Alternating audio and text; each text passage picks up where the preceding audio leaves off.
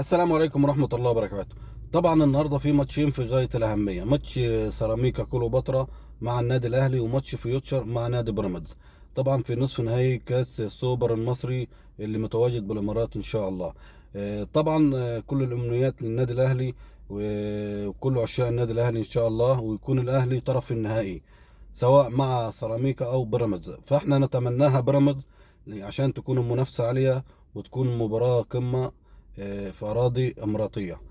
طبعا كل الخوف من العامل البدني للاعيبة نادي الأهلي. طبعا انتوا عارفين النادي الأهلي كان مشارك في كأس العالم للأندية وخد برونزية كأس العالم. ألف مبروك للنادي الأهلي. دلوقتي يعني ما فيش راحة، طلعوا من كأس العالم للأندية، سافروا على الإمارات لخوضوا مباراة كأس السوبر مع نادي سيراميكا كليوباترا. طبعا يعني الخوف كله من العامل البدني. هل لعيبه النادي الاهلي قادره ان هي مثلا تتجاوز سيراميكا؟ طب هل ان هي قادره ان هي تحصد بطوله كاس السوبر المصري بالامارات؟ الخوف كله من العامل البدني، وهذا اللي اكد عليه مارسيل كولر المدير الفني للنادي الاهلي. اكد وقال اكد وقال مارسيل كولر انها مباراه صعبه فعلا، ان مباراه صعبه قصد سيراميكا كليوباترا. واحنا شاهدنا سيراميكا كليوباترا في الدوري المصري.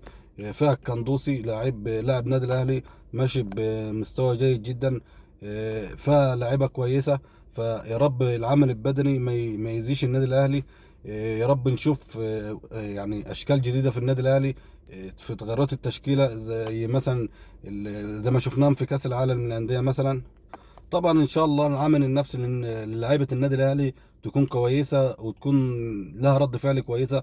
لان هم جايين من كاس العالم، عندهم حافز لبطوله كاس السوبر. طبعا واخدين الميداليه في كاس العالم، فدي يديهم حافز ان شاء الله ان هم يكملوا في المستوى ده وان هم يحصدوا بطوله كاس السوبر. لانها برضو بطوله كويسه. فطبعا ان شاء الله ما يكونش العامل البدني ياثر في اللعيبه النهارده. طبعا هنقول لكم على تشكيل النادي الاهلي، وهنقول لك على تشكيل نادي سيراميكا كليوباترا، وطبعا نادي بيراميدز، لان نادي بيراميدز نفس اليوم النهارده وهيلعب. طبعا اللي هيكسب من هنا او اللي هيكسب من هنا الاثنين طرف في النهائي ان شاء الله. فاحنا نتمناها ان شاء الله اهلي وبيراميدز ان شاء الله، لانها بتكون مباراه قويه، مباراه بتحمل معاني كتير. يعني بتخش في زي مثلا مباراه الديربي مثلا.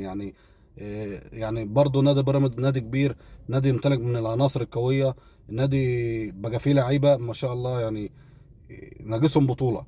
فطبعا مش هتكون على حساب النادي الاهلي ان شاء الله. النادي الاهلي دايما معودنا في كل المناسبات، حتى لو كانت ضغوط، حتى لو كان تلاحم الماتشات، فالنادي الاهلي معودنا على البطولات ان شاء الله. طبعا اليكم تشكيل النادي الاهلي في مباراة اليوم.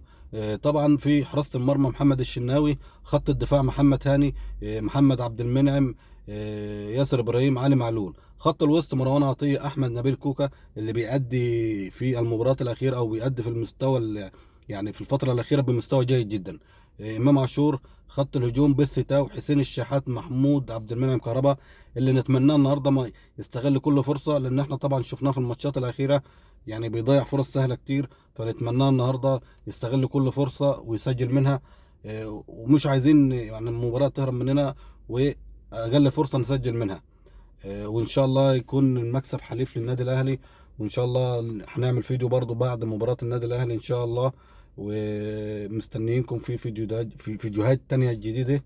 وما تنسانيش بلايك واشتراك في القناة. السلام عليكم ورحمة الله.